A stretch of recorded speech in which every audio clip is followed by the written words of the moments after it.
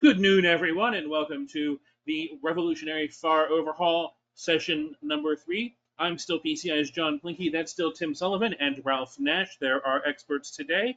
During the program, I'm going to give out 2 passwords. Write those passwords down. You'll need them if you need CPE or CLP credit. You'll need to submit them on our websites under My Certificates and Courses. If you only need a certificate of completion, that will be sent to you after the program this time tomorrow. There will also be polls. The first is on your screen. This one asks, where do you work? We'll also ask one asking for years of experience here in just a minute. These are also a part of the accreditation process alongside our feedback poll at the end of the program, so be sure to answer all 3 if you need CPE or CLP credit. We invite your questions. Please put them in the questions panel. We will address them either at the end of the program or as they come in, based on how deep into the discussion we get. Thank you all for joining us today. We have a good mix of workers here today.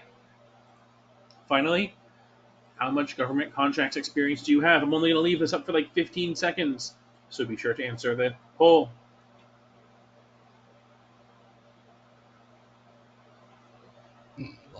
Quite a lot of experience, All right. but not many government people. All right. Take it away, guys. Okay, Tim, off we go again. Yep.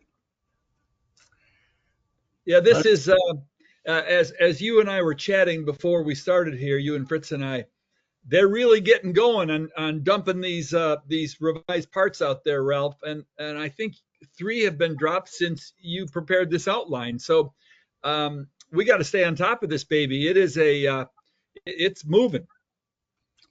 Yeah, we're going to do the next one in 3 weeks, so on August 19th.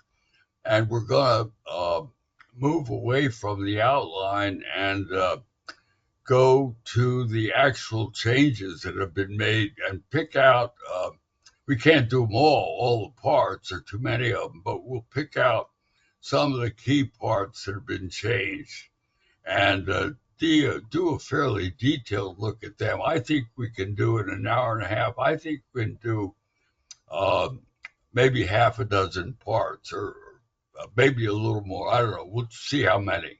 Half a dozen is a good goal. That would be terrific if we could do that. Yeah, I think we can. So, but let's look at today's outline, and we'll work through exactly where we are at the current time. I don't have the outline on my screen. Oh, you should. I don't. It's not here, and I'm not sure why. Hey, Ralph. Why don't you pull up the webinar program again, and you'll have it in front of you. Where is that? It should be at the bottom of your screen in one of the windows. So if you click on one of the options at the bottom of your screen, probably your browser, pull that up. It'll have you, Tim, and the outline up.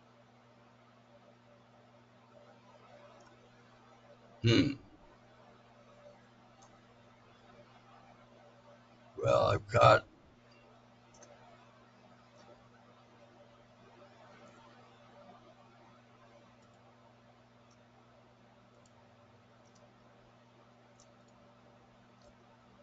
I can't find it.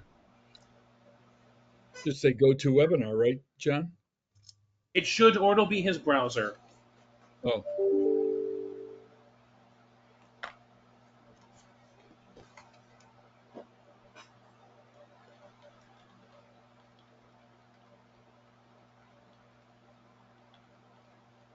Well, I don't have it, but we can go ahead because I think I know what's in it. You should. You wrote it. So I've Ralph, got it up. Why don't you pull it up in Word? Why don't you pull it up in Word, Ralph?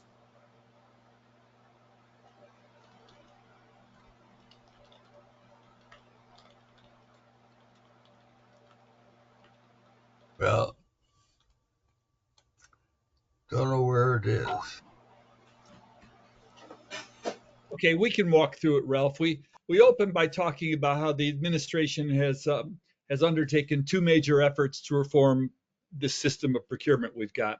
The first was to consolidate two major classes of procurement in the GSA, and the second, where we're focusing today, is to rewrite the FAR to shorten it by stripping out the unnecessary language. And we're going to focus on that effort. And then you talk about the executive order, which we've talked about a couple of times in the first two programs here. Do you want to revisit that for a second? The April 15th executive order restoring common sense to federal procurement? Yeah, and that lays out the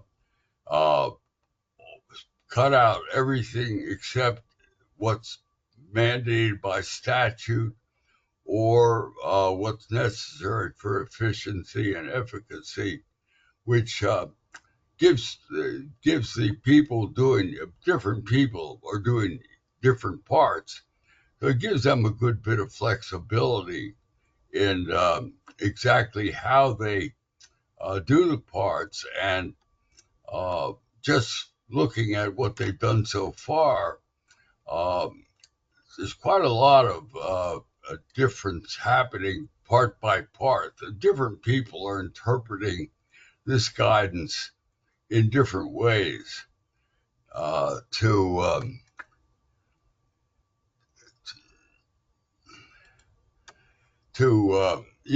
do their job. So, and we'll talk about a couple of parts where, and I'll give you some illustrations of what's happening. The next thing in the outline is the OMB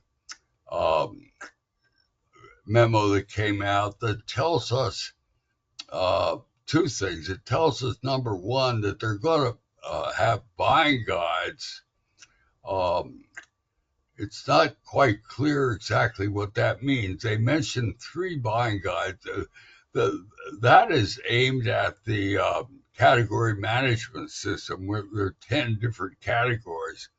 And they mentioned 3 of those categories. They mentioned professional services, information technology, and construction. So they say they're going to be buying guides for those 3 things. We don't know yet how broadly those buying guides are going to extend, whether the other 7 categories are going to be covered, or whether it's going to be one for the whole FAR or one for each part of the FAR. What we do know, Tim, is that the Federal Acquisition Institute is issuing for each part of the FAR what they call a practitioner's album. And next time in August, we're going to go to that and use that as our basis to see exactly what's happening, because that's the most concrete thing that's happening now. The FAI is putting out guidance on each part that they pulled up from various sources around the government. So that's the current situation. Now, those are not buying guides. At least they're not labeled buying guides, but they're the best thing that a contracting officer can have right now. The other thing that the OMB memo does, it tells us what the process is. And we're watching that in real time. The process is the FAR Council issues deviations, which are not deviations, actually. They're just proposed changes. And they're going to do that part by part as people do their job. And then when all the 53 parts have been issued, they're going to go into formal rulemaking, which is a statutory requirement.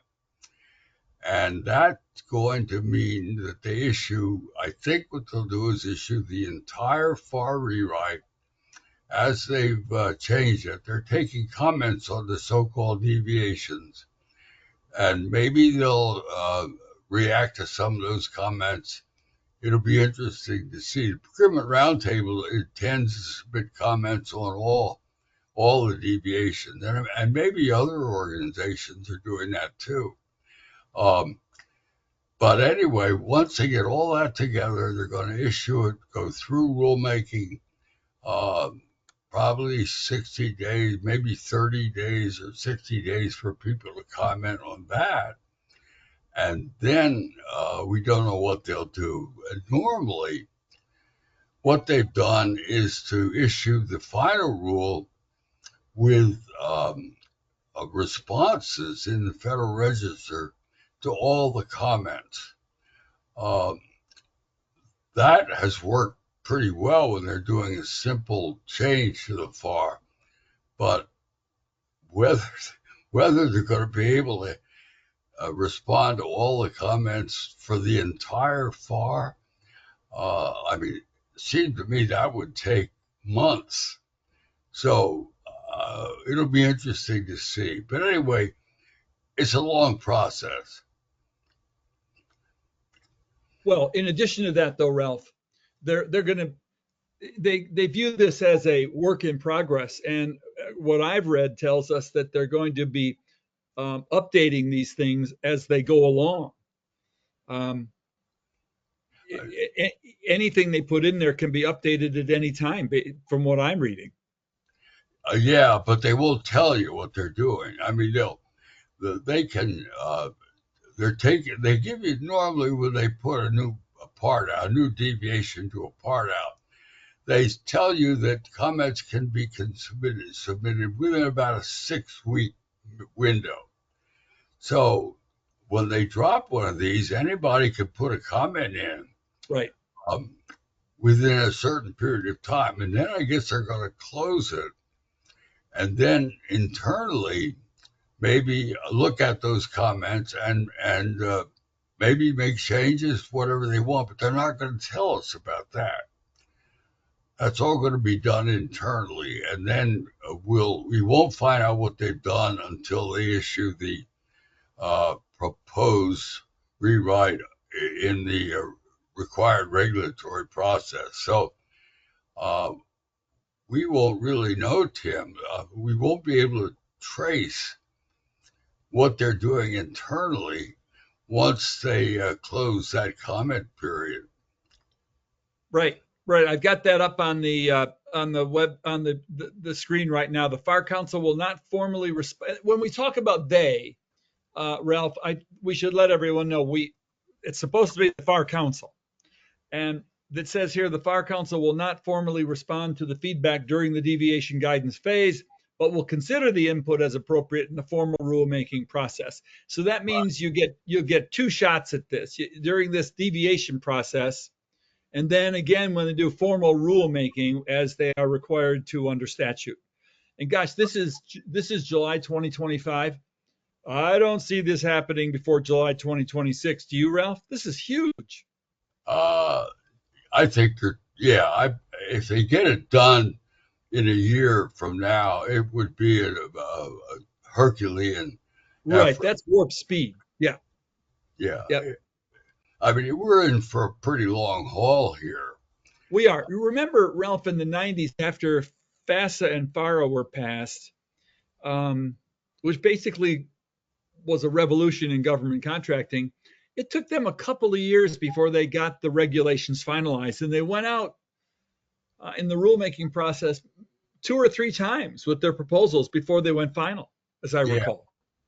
Yeah, they've put a lot more resources in this project, so I don't know. I mean, they're trying to speed it up, and they're beginning to drop more part rewrites. So I don't know. We haven't seen any of the critical parts yet. We haven't seen part 15 or 16 or 17, which are really critical. They're the guts of the process. Right. And we haven't seen part 49, which is the termination part, which is going to be interesting because it's not controlled by statute. But it's a Right. long part with a lot of very good guidance in it. Yep. And of course, a huge amount of litigation backing it up. Well, So, and it's also been the most active area for this administration with all the contracts they canceled. yeah, right, exactly. So I don't know. It's going to be interesting to watch, and that's why we said we're going to do webinars more frequently because more is happening and there's more detail to look at. Yeah. Now on the screen, I've posted the section you wrote on FAR Part 10, market research, and how it looks. Do you want to talk about that? Just a minute. That was supposed to be a model, and Right. it gives I thought it was telling us a pretty clear message, but now that I'm looking at other parts, I'm not sure that everybody got the same message that I did. But what they did with Part 10 was to cut out all the procedures. And by doing that, they cut it down to about less than a third, I think. So I thought that when they were telling people that they should cut out all the procedures, um, and some people are doing that, and some are not. So I don't think the guidance was actually guidance that was going to control. Looks to me like everybody's sort of doing their own thing. And Uh, Ralph, in that respect, you might want to mention the Defense Department. well, yeah, when we look at uh, next month, when we look at detailed parts, what we're going to see is that, and there's I didn't put it in the outline, but there's an OFPP memo that tells people how to do this. And what it tells people is that each agency, if you want to adopt the deviation, go ahead and adopt it. Okay, just issue your own deviation, which is really a deviation. And that means you throw out the old part and you're now covered by the new part. And that, when we look at the parts that have been out there for a while, um, about 20, somewhere between 20 and 25 agencies have gone ahead and issued their own deviations for some of the parts that were issued early on that are on our chart that we're going to look at in a minute. So um, that the notable exception, Tim, is the Department of Defense, which of course is the big buyer, and that I think what I'm seeing there is that most of the other agencies going ahead and adopting the deviations, but DoD I think has made a decision, at least so far, that they're going to live with the existing FAR until the whole process is over. Now, maybe that'll change. Well, I'm going to watch and see if DoD adopts any deviation, but so far they haven't. Right. So that's very important because it is the biggest buyer. Yeah, right. And honestly, if I were running an agency, I would not adopt any deviation. I would say, look, I want my contracting people to live in a stable world and just do their job. So I don't want them spending all their time trying to figure out what the devil the regulation is that they're dealing with, because these things come out on a weekly basis. So anyway, but everybody seems to be going ahead and adopting the deviations. Uh, what that means is that an agency's procedures, generally speaking, they've dropped the procedures, and that stuff that's being dropped goes off into some never land. And I'll wait to see when it appears and how it appears. This is the stuff that tells people how to do some of this work. And by adopting the deviation, they're throwing that away for the current time. Yeah. And Ralph, this FAR Part 10 example that you put in the outline, as I was reading it, I was struck by how many times the word must is there instead of the word shall. Right. Well, if you look on the Don Mansfield's chart, Oh, well, let's get to that. Hold on. Let me scroll that, show the folks that chart, which when you first look at it is kind of mind-boggling. I'm going through FAR Part 10 now, and I'm getting to the progress at the end of June. And here is the chart to end all charts. It's a word count and readability. So, Ralph, do you want to explain for the class what we're looking at here? Well, Don, I think he used a word to count the words that were in the current FAR plus the deviation. Then that gives him an assessment of readability, which I frankly don't understand. How they do that is obviously some artificial intelligence operation. And then it gives you how many shalls and musts are in the current reg and in the deviation. And as you noted, it shows that they've dropped a lot of shalls and musts, which I think goes along with dropping the procedures, because as far as the statutes go, you can't drop a shall. If the statute says shall, you got to say shall. So I think that's what we're seeing is the procedures being dropped.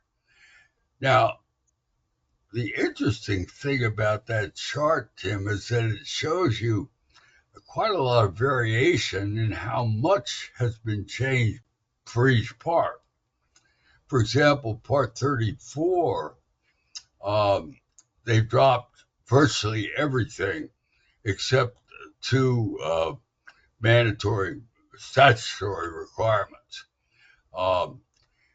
Where other parts, like Part 1, they've cut it about in half, but they've done it in a different way. They've done a lot of rewriting of the part. So that's that was a pretty big editorial process for part of it. Part of it, for example, the contracting officer appointment and COR appointment, all that, they pretty well when it put it in verbatim of what it had said before. But by doing a lot of editorial rewriting, they cut out a lot of words. So that each part has been handled somewhat differently. Now, let's add one thing. Since Don made that chart, which was current as of the 1st of July, roughly, they have dropped four more parts. They put out part 29 on taxes, which they didn't cut a whole lot. They cut out a few of the procedures, and they cut out the Afghanistan tax, which is no longer relevant. They dropped Part 31, which is cost principle, a very important part, and they put that out with no changes, basically. Just a couple of little editorial tweaks. So that's, I think, the longest part they've issued so far. And that came in verbatim, which is really important because, that's been subject of all kinds of litigation all those different cost principles, and so keeping that the same stabilizes that area, a very important area. Um, they also put out research and development, Part 35, and they put out construction, Part 36. They really carved up research and development. I think next month we'll take a look. That'll be one of the parts we take a look at. These incidentally, these four that came out in late July, the Federal Acquisition Institute hasn't hasn't developed their backup material yet. I think maybe by August 19th, they will have maybe done some of the backup. I don't know. It's a lot of work for them. But anyway, R&D, they did a lot of cutting. Construction, they did a very little cutting. For some reason, they dropped four of the construction clauses. They didn't drop any of the major clauses, but they cut out four relatively minor clauses, and I'm not quite sure why they did that. But that may not be worth taking a look at. We don't, the basic clauses for construction. A lot of them are not in Part 36. For example, the changes clause is not. The suspension of work clause is not. And those are two of the key clauses. Different site condition clause is, and that came in intact. So again, each part, what I would say about the four parts that came in at the end of July is that there's a lot less change than occurred in the parts that are on Don's chart.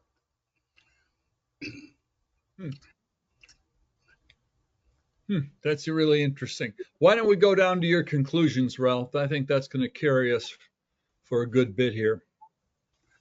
Yeah, we probably ought to do a password. Fritz? We have two passwords today. The first of two passwords is the word ping. Ping, P-I-N-G. Ping, ping, P-I-N-G. Ping, ping. Write ping down so you can submit it after the program on our website under My Certificates and Courses. Ping. Well, Ralph, before we go any further into your conclusions, which I think are excellent, let's tap into something we talked about before we got here today, and that is that the last thing you want to inject into a procurement system like the U.S. government's is confusion.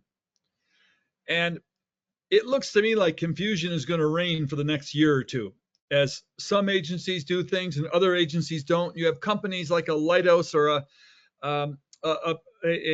any of these major companies doing business with different agencies. This is going to be a troublemaker. This whole effort is going to cause a lot of confusion. Yeah, I think it's going to be the hardest when you talk about contract clauses, because all these agencies that have gone ahead and issued the deviations are buying into not radically changed clauses, but edited clauses and a few clauses that have been just dropped, where the agency is going to have to figure out, should I use that clause or not?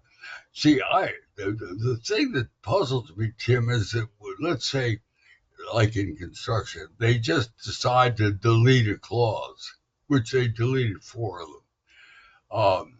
Now, where does that go? There isn't any buying guide. And FAI hasn't issued any backup instructions, guidance in their practitioner's album. So I don't know. I mean, I assume that if I'm a contracting officer in an agency and one of those clauses has been deleted and I've adopted that, my agency has issued that deviation. I don't know why. I mean, does that mean I can't use that clause? Or can I go back to the original FAR and use the clause? Or do I write, if I want to cover that issue, do I write a new clause on my own? It's going to be interesting to see how people interpret this, but there's no guidance that I know of. Right. Well, I mean, in theory, I suppose the drafters, the people doing this, would say to us, "Well, you got to wait until we're done with our work. You'll see it all come together in the next several months." So you would hope that would be their answer. Yeah, but I don't think there's any way they can issue buying guides, or I mean, it Right. may be that people can go to the Federal Acquisition Institute practitioner's album and use that. For example, I went to I looked at the practitioner's album on the Part 18, which is the urgent procurement part. And there they've done a complete job. They finished their work. I think so. So I was interested in phased procurement. So I looked to see what they had told contracting officers about how to do phased procurement. And they had a little video that had been made by the Homeland Security Innovation Lab. The Innovation Lab has made, I don't know, maybe 50 videos as part of their, innovation guidance, telling people maybe you should try this. So I said, well, I'm interested in phased procurement. I'll see what they said. So I ran the video. It's not very long. It's only about maybe 4 or 5 minutes, something like that. And it was a discussion between somebody in the procurement lab, innovation lab, and a contracting officer who had done phased procurement. And so she described how she had done phased procurement. Now, remember, this is an urgent procurement we're talking about. Right. So she described a market research process that she had used to find the optimum number of competitors. And that process was she went out and looked at the market. She tried to come up with some names. She came up with a few, but she didn't think that was enough. So she issued a request for information on SAM, and some people responded to that. And then she did a few other things. And I'm listening to that and thinking, whoa, am I talking about urgent procurement here? I mean, we're talking about a couple of months' effort to come up with some contractors. That doesn't sound very urgent to me. Right. Right. But then she went into how she phased it, and that was really good guidance. So, what they did, they picked up what was available.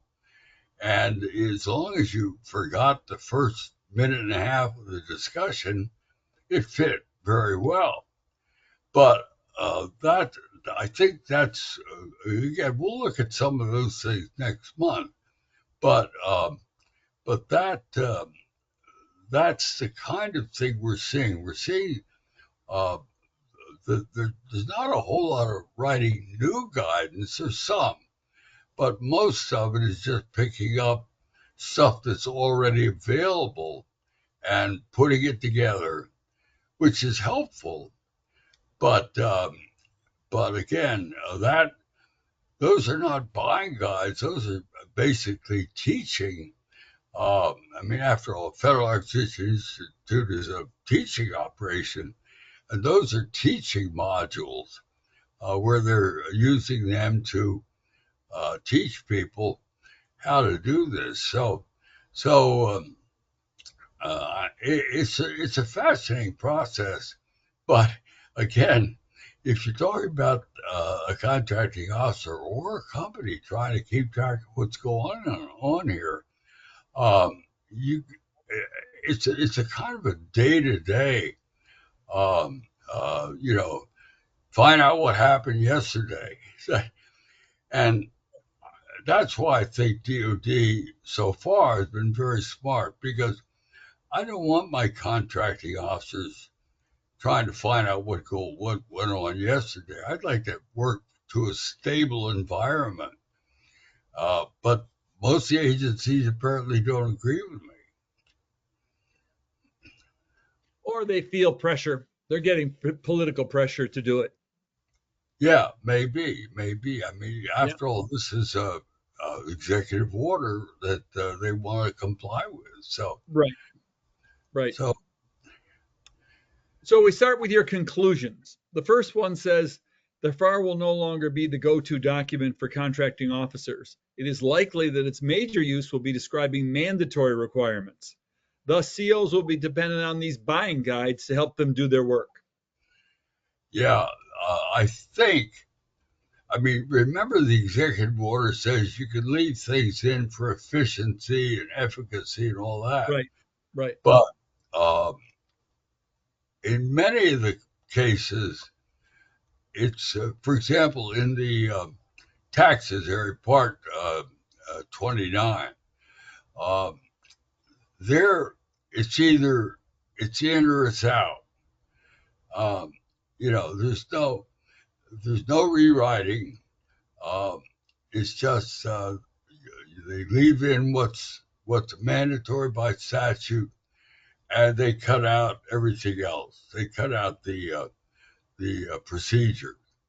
So it varies part to part, but I think what we're seeing is that so far, most of what's been left in is mandatory by statute.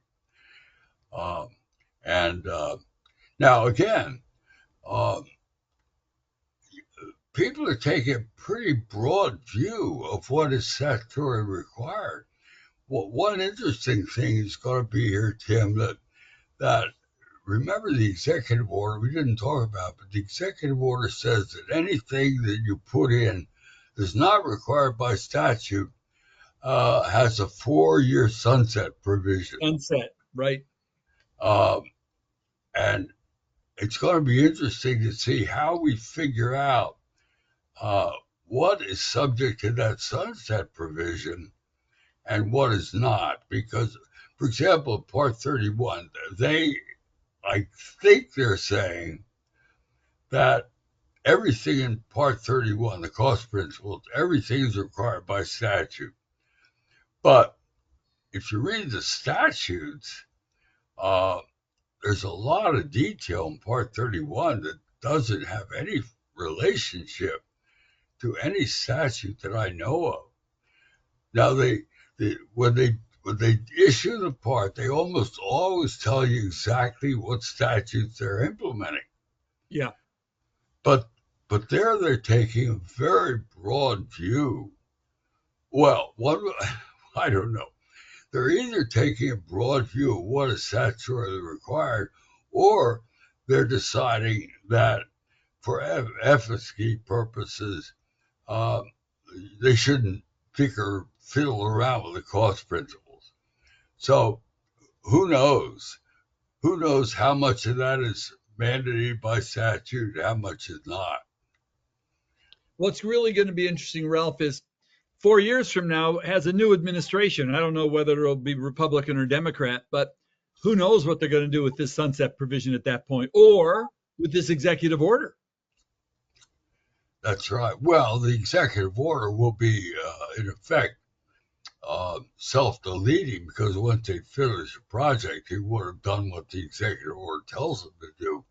But you're right. I mean, the FAR Council is going to have this ongoing process, and it'll happen. Let's assume that that the project is completed sometime next year. That means that the next administration in 2030, the FAR Council is going to have to issue a rule on every piece of the FAR that's not statutorily required, and say whether it should be redone or whether it should be dropped. I've said from the beginning, I think this is a kind of stupid. A lot of people think it's wonderful, but from my point of view, if you made a decision in this really detailed scrutiny of the FAR, if you made a decision that something needs to be left in, why would that change in 4 years? Right. The procurement process is what it is. For example, what are they going to do with Part 49, the termination part? None of that's required by statute. There's no statute. So that's all going to be, whatever they leave in, it's all going to be subject to sunset. Well, Part 49 has been in being since the ASFR came out. I mean, that's probably one of the oldest parts of the FAR. And it's been in being since I've been in government contracting, which is a long time, 60 years. So, are you going to make a decision every 4 years of whether you ought to keep that or not? That makes no sense to me. That's just a make-work project from my point of view. But it's there, and presumably the FAR Council is going to abide by it. Now, you're right. Maybe the next administration, whoever it is, would just be smart enough to say, "Oh, forget it. Let's not play that game. We've got too many other things to do." By the way, Tim, the FAR Council is going through this process, but they're sitting on 50 FAR cases, which many of which are implementing statutes. So, for example, the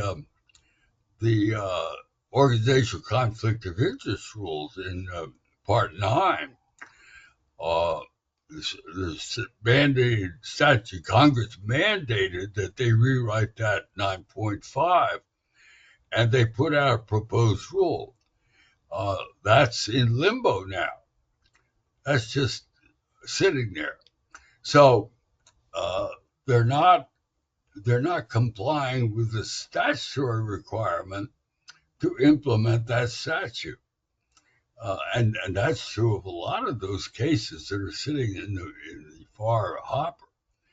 So, they've kind of frozen the process, and which is rather strange, but I'm fascinated to see what's going to happen with Part 27, the technical data and computer software, because they've been trying to implement those statutes for over a decade, and they were working away, making reasonable progress in if you call a turtle race a reasonable progress, but they were moving, and I think they're probably frozen now as well. So it's a bit of confusion. Well, that's where we are right now. So, all right. So, conclusion number one is the COs will be dependent on these buying guides, which we haven't seen yet. But that's our supposition at this point. And maybe they drop a bunch of them at once, or it oozes out one by one. We don't know, but presumably that's what the COs will be looking to figure out how to do things. Hey, guys. Yes. since we appear to be at the end of conclusion number 1, do we have a minute to answer a handful of questions? We have Yeah. time. Sure. Okay, so first, is it possible for them to remove the annual company reps and certs and replace with SAM registration? So much time is wasted for both prime contractors and subcontractors duplicating the SAM info. Of course, the question is that required by statute? Right. And I don't think it is, Tim. I don't think it is either. So I think, now again, it's a good question because There is. to me it raises a much broader question, and that is how much actual rewriting are you going to do?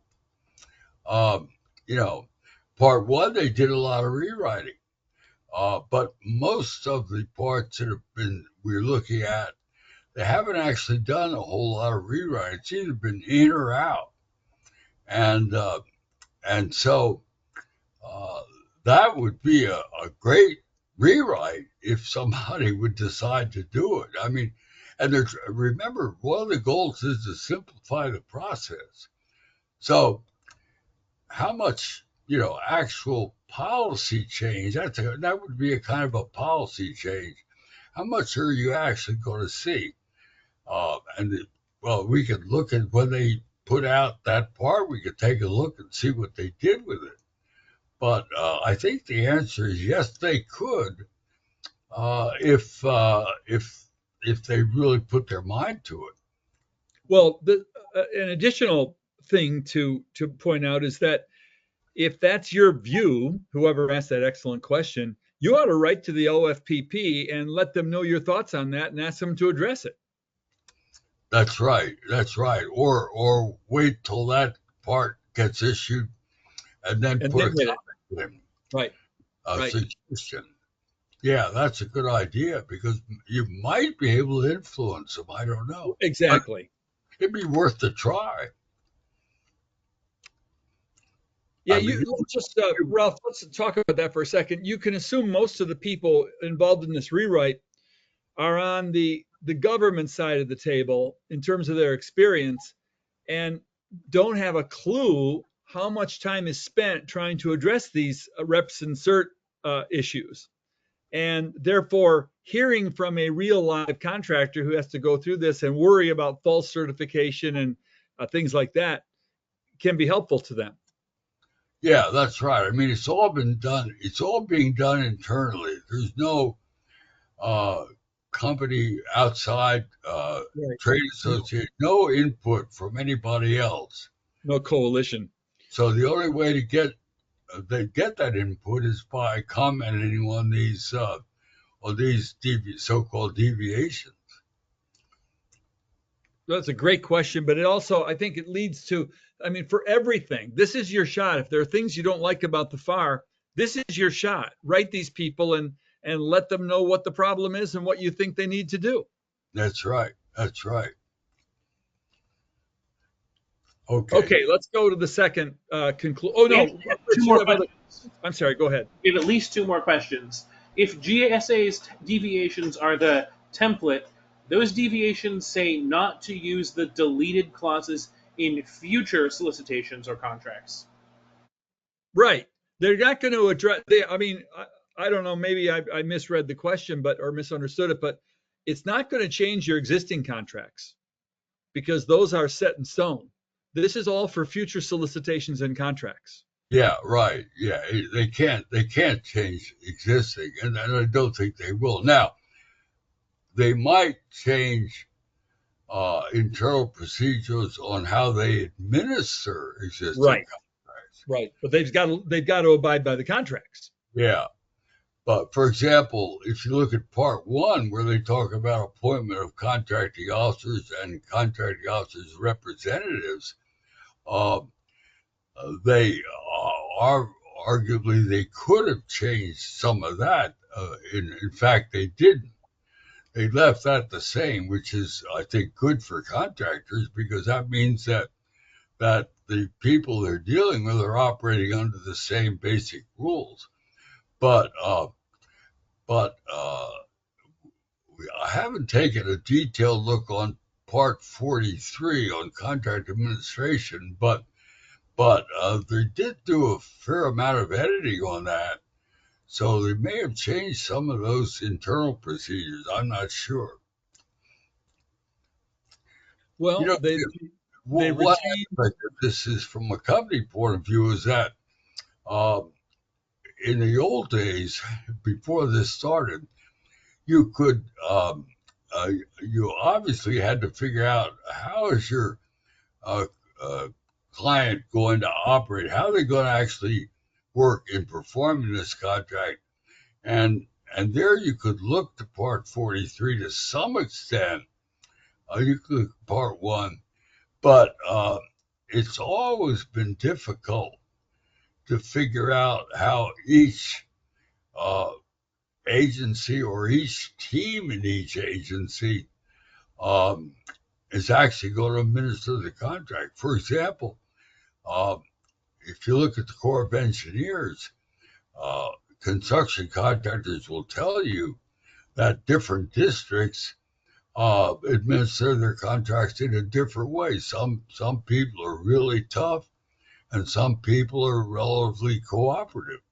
So, uh, that's these regulations have never uh, been of much help in making that decision.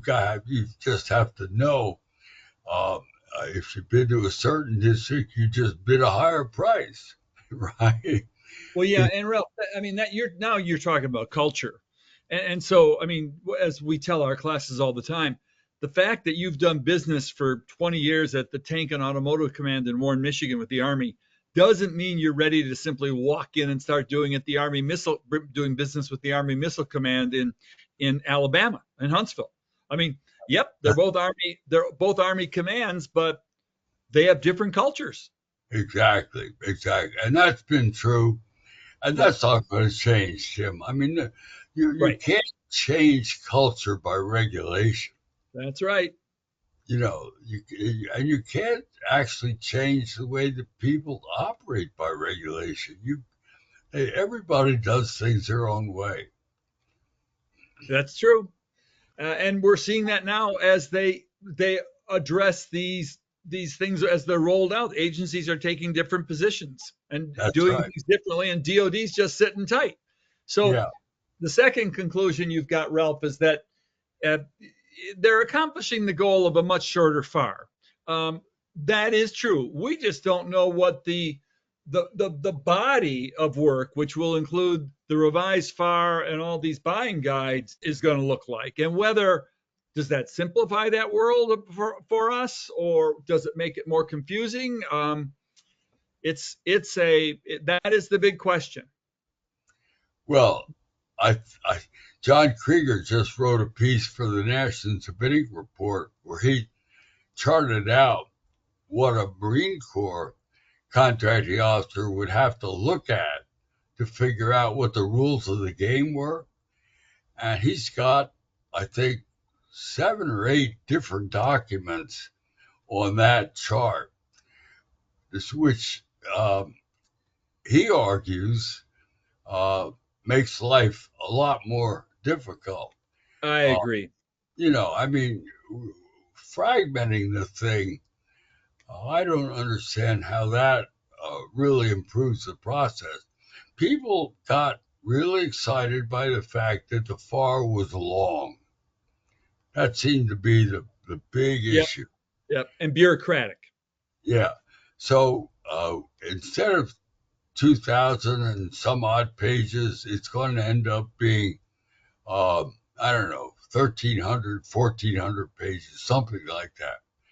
Uh, and maybe that's an improvement. I don't know, but boy, Well, it's but if you add to it 2,000 pages of buying guides, um, you've got the same problem. yeah. That's well, you got more because you're Yeah, going to have more to look at. yeah. So yeah, it's I don't know. it keeps us busy trying to figure out what's going on. But That's right. That's right. In the Department of Head Scratching, this is right up at the top spot. The third conclusion, Ralph, is Part 52 is being revised along with its corresponding parts. In most cases so far, the clauses have been editorially rewritten without any noticeable substantive changes. But again, this is for future solicitations and contracts. It doesn't alter what's in your contracts, the clauses in your contract. right, right. And as I said, since I wrote that, we've seen some of the clauses dropped out of Part 52. So that creates a little bit of an additional problem because I'm not sure what that means. If I were a contracting officer, I would hang on to the existing FAR. I would never throw it away. I agree. You know. Well, but Ralph, that is a really interesting point. So many people now don't have a hard copy of the FAR; they simply have it online. Yeah. You and the GAO library and the Court of Federal Claims library. If you want to know what the FAR looked like in 1987, you can go to that library and figure it out. Because people like Ralph and I, some of us might keep our old FAR, some of them toss them just to have the current FARs, but we have a hard copy. But for those of you who don't do hard copy and everything is on your laptop, it's a different world. Exactly. You can do it, right? You can do it, Ralph. You can research what the FAR looked like in 1987 if you needed to. But it's, it's the computer version of when you and I would go to the library and pull the book. Yeah. Well, if I were in this business, I would get the hard copy, the current hard copy, and I would keep it. Because I agree. I think it's going to be a useful reference. I mean, for those 4 drop clauses, I don't really, if I'm in the agency, I don't really want to write a new clause on that issue. I mean, I've got a clause that's been in the FAR since 1984 and was probably in the ASFR for before that. Before that. Why would I not just go ahead and use that clause? But if the clause gets lost, then I don't even have a copy of it. So it's going to be interesting to see what happens, how many clauses get dropped out of Part 52 and solicitation provisions and where they go exactly. Do they go into buying guides or do they just get dropped completely?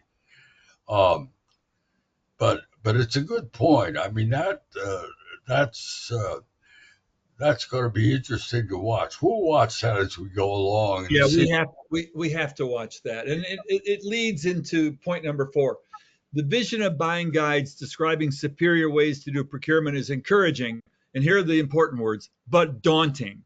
Their timely issuance will be essential for the project to succeed. The agency innovation labs and category managers will presumably be leading this effort, and its success will be dependent on their ability to provide guidance in clear, understandable language. Ralph, this is a big point. I think this is maybe the most daunting part of this whole effort. The issuance of the buying guides initially will get done, but I have no confidence that there's going to be timely revision of these things. Over time, I just don't believe it's going to be an easy thing to do. Yeah, again, my big question is how many buying guides? Like I said, the FAI, Federal Acquisition Institute, is issuing guidance for each part, but I don't think OFPP envisioned a buying guide for each part of the FAR. I may be wrong on that, but I don't think so. Their focus is on category management. And of course, those are just 10 categories that don't correspond very well to parts of the FAR. So, again, we just have to wait and see, Tim. Well, when you think about it, Ralph, yeah. When you think about it, the buying guides, the buying part of the FAR is basically up through FAR part, well, I guess no, 34. You've got others. But there are a lot of parts in the FAR that aren't buying parts. They're contract administration parts. So yeah, some are, but yeah, I mean the critical stuff up front is in parts 14, 15, 16. Well, part 12. Well, 6, because you got your competitive requirements, and 6 is already out there. Yeah, that 6 is out. But certainly up but through the 16 or others are 17 not. is the big stuff. Yeah, I mean one of the critical ones is part 16 because Oh, type of contract is probably the most important issue for most contractors. I mean, if people start buying a lot of stuff using a weird type of contract, contractors are going to really have to think life through because that's going to make life difficult. So once we see what they do to Part 16, it'll be we'll take a quick look at her, very careful look at that because that guy. Now, as I mentioned to you before the program, in part when they did Part 35, which is the R&D part, they dropped the guidance on type of contract, yeah, which was really important sure is. because that guidance says the proper type of contract for a development contract is a cost reimbursement contract. Yeah, it's contracting officer 101. That's right. Yeah. So they did. It wasn't mandatory, but it was very good guidance. Now they dropped that, and they said when they dropped it, they said, "Well, that's covered by Part 16." Mhm. Okay, uh, in general, it is, It but should be. but that part was specifically aimed at people writing R&D contracts.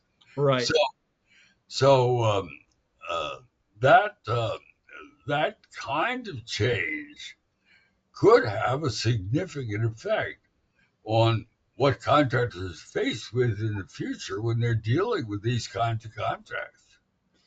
That's right. As Ralph and I know, we were chatting about this before the program. In the early 80s, when Ronald Reagan was president, John Lehman, a Wall Streeter who had been a Navy officer, was the Secretary of the Navy, and he issued a a directive that basically all Navy R&D contracts under his watch would be awarded under a firm fixed price basis. And that's one of the last things any competent contracting officer would ever want to do. And so he did it, and these contractors got creamed financially. And when he left his post, they lined up for relief from the damage he had done by forcing that contract type on research and development contracting. So let's move to number 5, Ralph. The OMB memo mentions 3 buying guides as their initial effort: IT, professional services, and construction. We're going to watch the first 2 because they encompass the most difficult service contracting areas. Not clear why we need a construction buying guide when the 2 biggies, the big agencies, the Corps and NAVFAC, are well versed in performing their work. Now, they're not the only agencies that do construction. GSA does construction, State Department does construction, but really the Corps and NAVFAC are the biggies. But you're right. I don't know why they would want to mess with that at all, Ralph. No, I'm not sure either. And of course, I don't think GSA does any construction anymore. I mean, Oh, they've that's got, right. They're leasing commercially built buildings, aren't they? yeah, right. They've got so many excess buildings that they're Yeah. trying to cut back. But yeah, I don't think it would matter, Tim, because I don't think there's any way that you can change the way that the Corps of Engineers operates or the State Department operates. I mean, state basically builds embassies and consulates all around the world, Yep. and they've got their own techniques. Yep. Uh, so, yeah, these agencies are all going to keep doing things exactly the way they've been doing them, and I wouldn't put any time into that. I'd be more interested in a buying guide in a different area. And But that takes us to your 6th conclusion. The OMB memo does not mention whether there will be an overall buying guide for the entire new FAR or buying guides for the other 7 common goods and services in the category management system. We just don't know what they're going to do on that. That's right. We don't. But we do know that the focus is on the category management system. For Right. some reason, that, which of course, and if you look at the other part, the other executive order, Tim, which uh, says we're going to centralize procurement in GSA for all the category management, 10 categories. Uh, Now, we now have a GSA memo that tells us what that means. And what they seem to be saying is that, that we're not actually going to do the buying. What we're going to do is issue IDIQ contracts, GWACs, government-wide agency Right. contracts that will allow agencies to buy these things off of the GWAC so they won't have to issue individual contracts. And interestingly, when they put that out, they noted that at the current time, only 20% of the total buy on category management was being done on those kinds of instruments. Hmm. The other 80% was being done by agencies issuing their own contracts, so IDIQ contracts in many cases, Right. and that is something that's going to change now. To me, Tim, that has a huge impact on industry because if you look at the for example, Oasis, the The professional GSA. service Yeah. GWAC, um, they issued the first one. They issued 60 contracts, um, and it was all based on depth of experience. Well, what did that mean? That meant that those 60 contracts went, by and large, to companies that do nationwide contracting and have a huge amount of experience doing that kind of work, professional services kind of work. Now, the first thing I saw when that came out, I saw a comment from a contracting officer down in Georgia.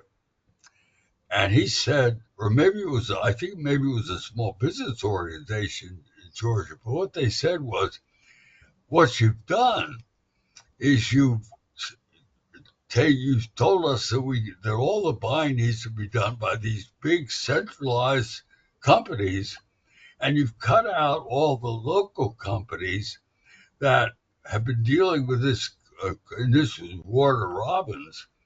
Warner Robins had their own IDIQ for professional services. They had their own group of companies, many of them small businesses, and they were happy as a clam. Um, they had, and they were all local people. They had good relations with them. And they basically said, you've cut all those people out. If you make us use the GWAC, you're making us go to Booz Allen or one of these big nationwide uh, companies that do professional services, and you've changed the whole complex. Now, uh, if I were in the small business area, or if I were a local contractor, I would immediately uh, go after them and say, "Wait a minute, this is wrong." I'd go right to my congressman, and I would say, "Wait a minute, this policy is changing the whole world, and it's changing it for the worse."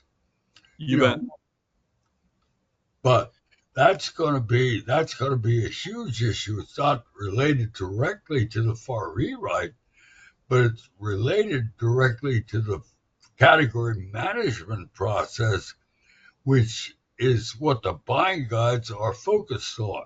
Hmm.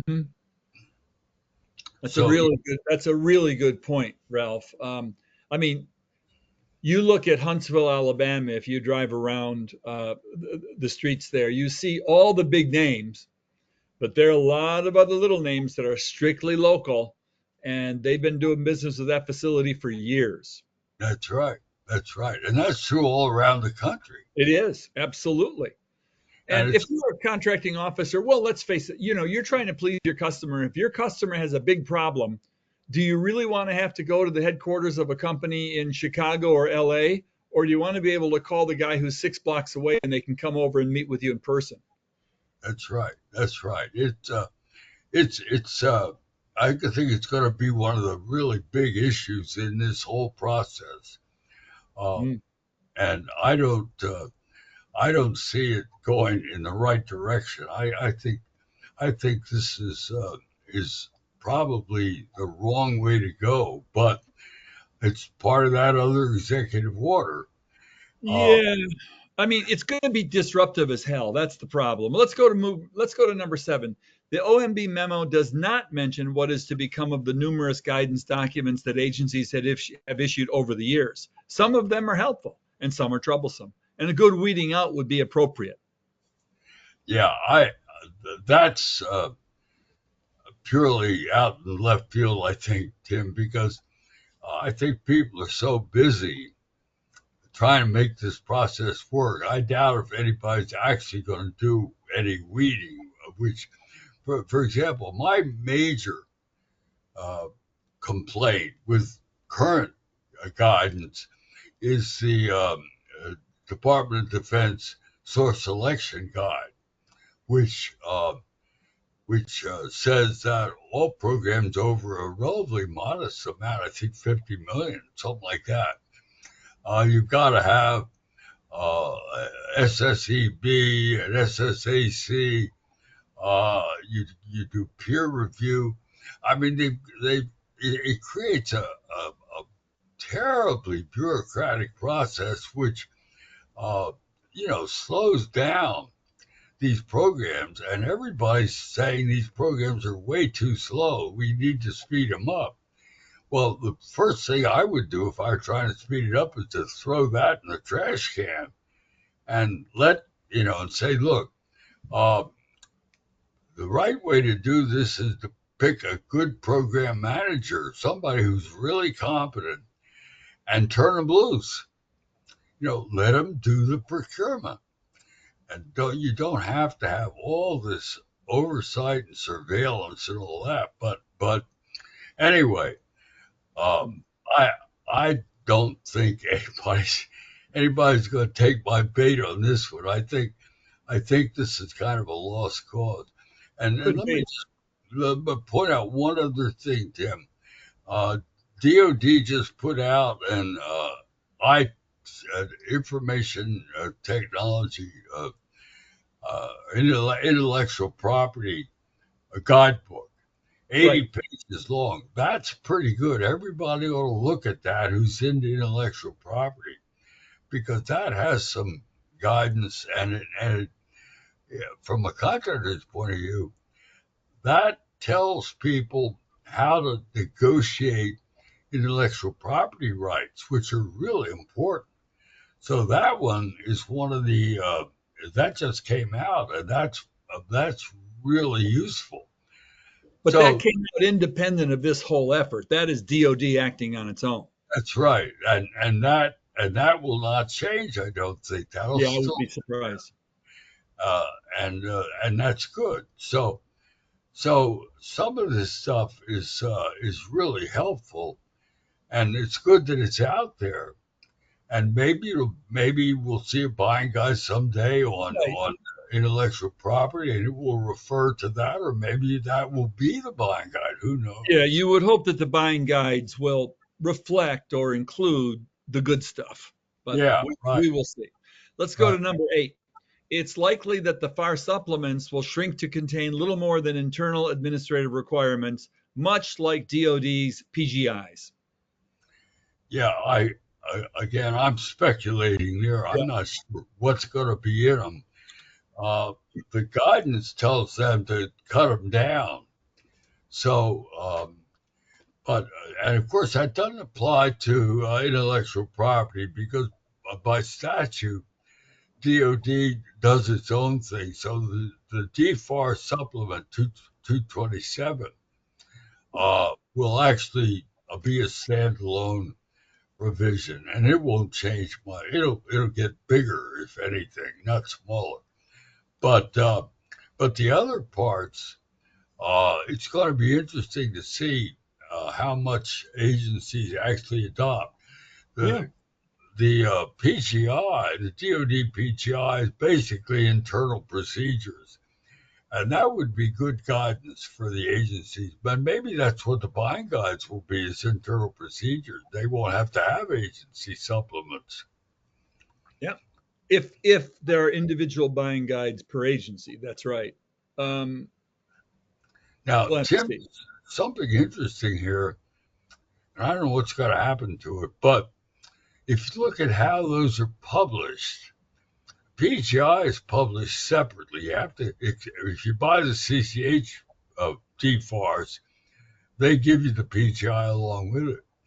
But if you go electronic, then you got to do it separately. On the other hand, GSA Manual, which is their supplement, they publish that along with the GSA Reg, which is very helpful because it all comes out. If you electronically, you read the reg and then you read the guidance.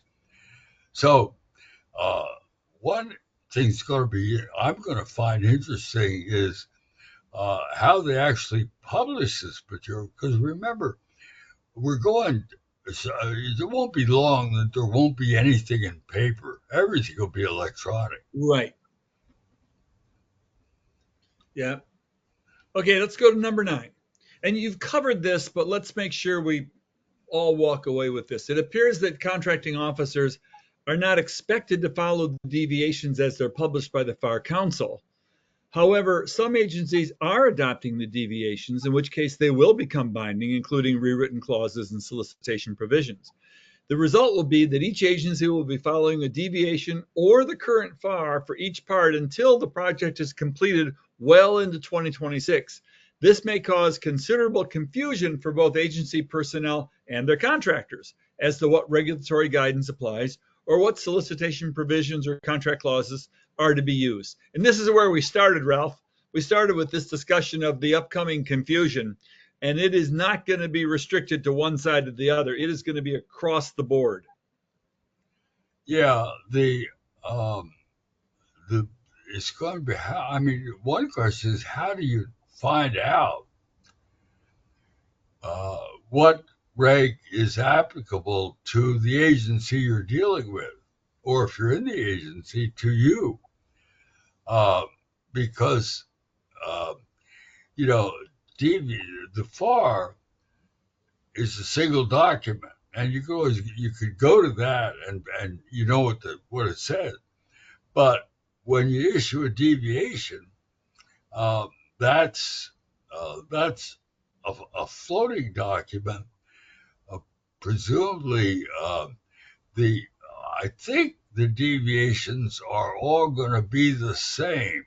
I think the OFPP told the agencies that if you want to issue a deviation that is exactly the same as what we issued, the so-called FAR deviation, then you're free to issue it and you don't have to tell us about it. But if you change the deviation anyway, then you've got to come back to us, FAR Council, and get our approval of the change. And I think that is going to chill any changes, right? I mean, people don't want to go back to FAR Council and play around with that. So my guess is that all the 25 agency deviations are going to be the same deviation. They're going to be the FAR deviation. I think that's true. I have no way of knowing, Tim. There's no public way that I know of where you can figure out if any agency has altered the FAR deviation in any way and gotten the approval of the FAR Council. But again, this is a running game. The agencies are adopting the deviations on a daily basis. For example, I looked yesterday to see how many agencies had adopted Part 31, and it was only one, GSA. When I look at Part 1, it's 25. So, um, so now again, that's one reason for that is Part 31 just came out. I Right. assume when we look at that in 3 weeks, there will be probably 20 agencies Yeah, the will number will be up. that deviation. So it's a running game, and it's I've been spending an hour a day just trying to figure out what's going on, and, and looking at what's coming out because new stuff that's coming out. If you, for example, if you look at Practitioner's album on Part 29, for example, the taxes, which is a relatively insignificant part, you go down and they give you in each practitioner's album they give you the revised FAR, then they give you a line by line uh, uh, cutout of what they've cut out, and then they go to their underlying guidance. And if you look at Part 31, you go to the underlying guidance, you get great big bullets saying coming soon. Okay. So, At your local theaters. That takes us. Yeah, go ahead, Ralph. All 4 of the new ones. Oh, they're all coming soon. Yeah. No, this is that takes us right to number 10, which is the end result is that practitioners in the world of government contracting. Well, that means, and I think that word practitioners means government contractors, contracting officers and their staffs, lawyers who deal with them, program managers. You have to monitor the progress of this project daily in order to keep abreast of the current state of the FAR. Or you need to be reading a publication that's doing a good job following this stuff. That's the challenge right now. Yeah. Now again, if DOD sticks with their policy, that's not true for DOD, right? Because they're so far they have not adopted any deviation. So far you can rely on the fact that the FAR and the DFARs are in place and are going to, and I think maybe you're going to stay in place until the end of the project. That, as I said earlier, that I think is a very wise decision if they stick to it because it creates stability. Yeah, that's right. For everybody else, it's a floating game. You bet. Fritz, any other questions come in? Yeah, we have a lot of questions. So if we're at the end of the content, we can fill the rest of the session with questions. Absolutely. Even run late. But in the meantime, I'm going to come out with the second and final password today, which is Pong. Pong. P-O-N-G. Pong. Pong. P-O-N-G. All right.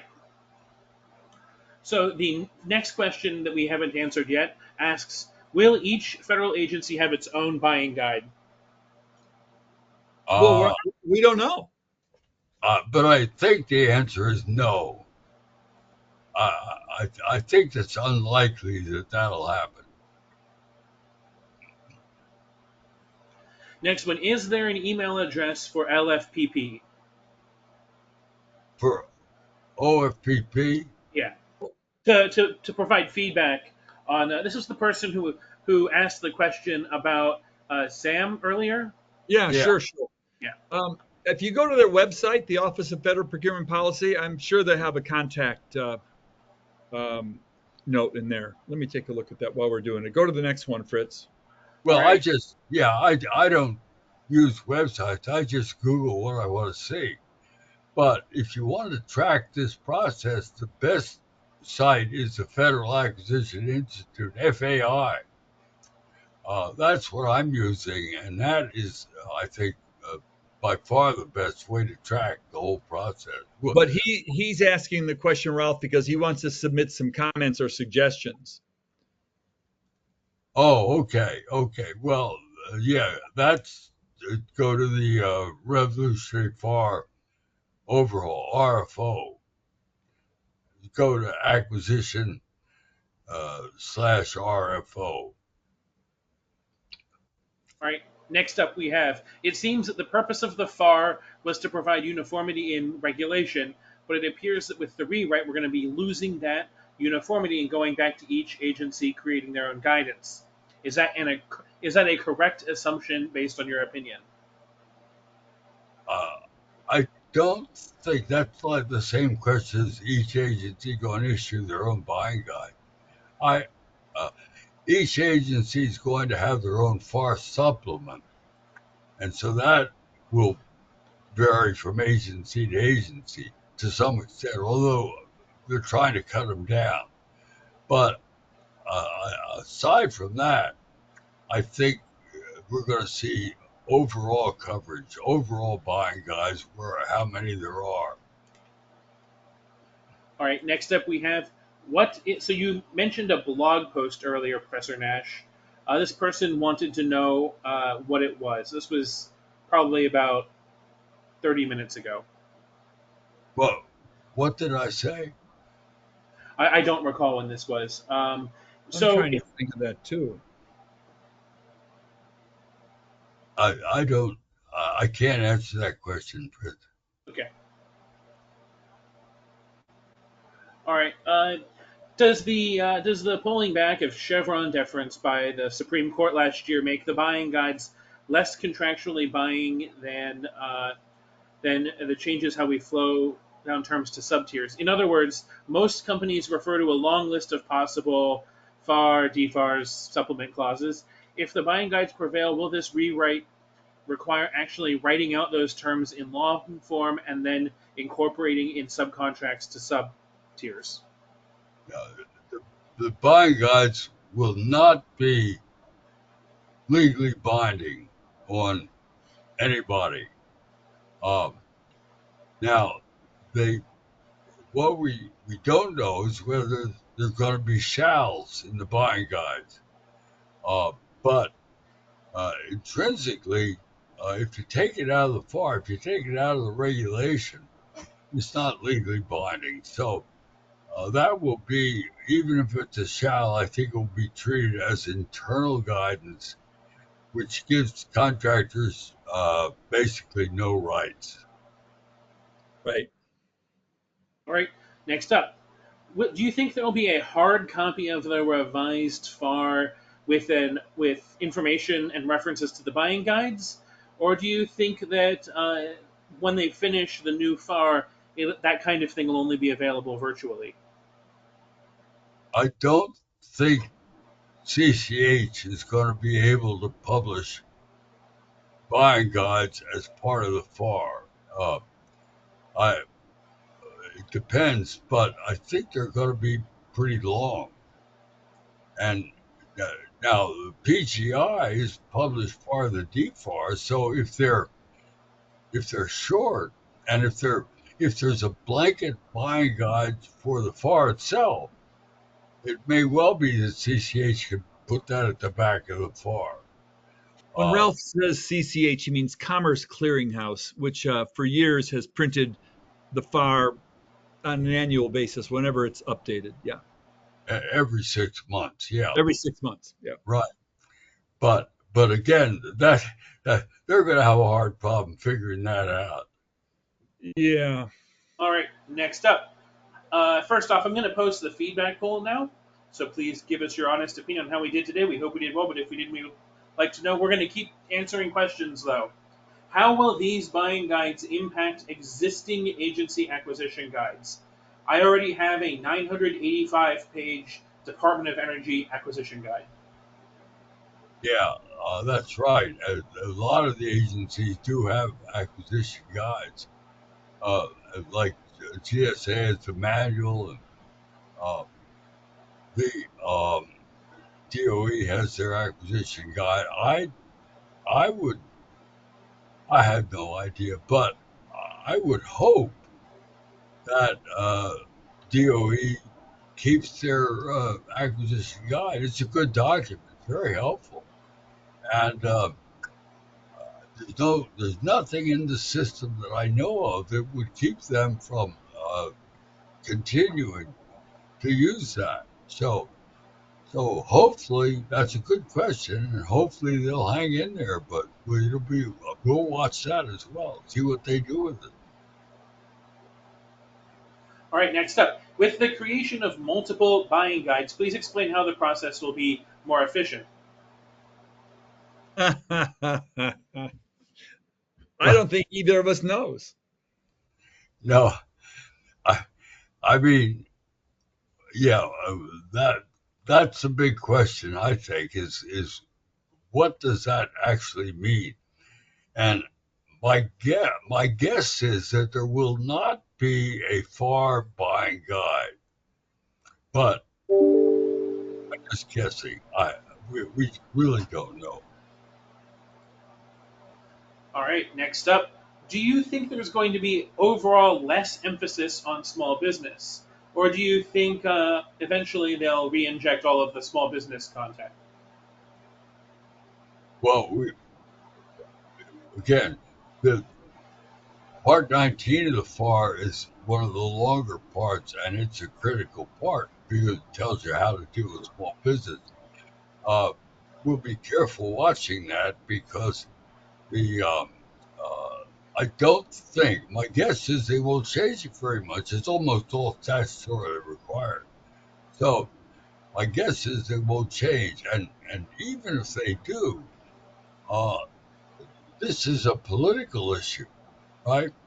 So it, I don't think I don't think there's any way that they can cut back the small business percentage 24% or whatever it is now, and and get away with it. I think that would create an uproar in Congress. Yeah, I mean, small business is right up there with motherhood and apple pie. So I think it should survive this, and a lot of it's mandatory because it's statutorily imposed. So Yeah. it should stay in the FAR. It, well, 19 will stay, but again, I mean, parts of it, the big parts of it. Yeah. there's a lot of discretion here on, and when you actually want to use small business. So I mean, there's interesting thing. Will the rule? I've had people ask me, will the rule of two survive, or will that get cut out of the FAR? That's not statutorily required. Right. That's right. So, but that's critical for small business. You So, bet. Well, it's critical also for contracting officers. yeah, because they've got to try and meet their goals. So, Yeah. so we'll watch that. I mean, if they cut that out, boy, I'll tell you, that'll be a great. Yeah, that's a political third rail. That'll hit our third rail. All right, next up. Are there any publications that you two recommend to keep up with on all these changes? Anything that's tracking the changes and is reliable? Go to the Federal Acquisition Institute website.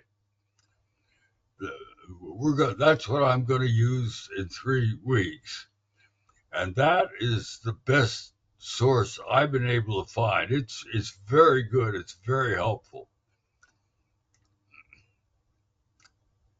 All right, that is our last unique question. We have a few more that are just restatements of previous questions. So I want to thank everyone for joining us today, and we'll probably see you again in about 3 weeks for the next one. Hey, Sarah, you just hit the raise hand button. I will pass along the ability to unmute yourself if you want to ask a question. Okay. Just a moment while I find your name in the list. Okay. Thank you, everybody. Sarah, you may unmute. Please unmute and ask your question aloud. What? We have someone in the audience who hit the raise hand button and wants to ask a question aloud. I've No. given her the ability to ask a question. So my apologies, I hit the wrong button. But thank you. No worries. All right, with that, I want to thank everyone for joining us today, and we'll hope to see you again soon. Thank you. Bye-bye. Thanks, everybody. Thank you.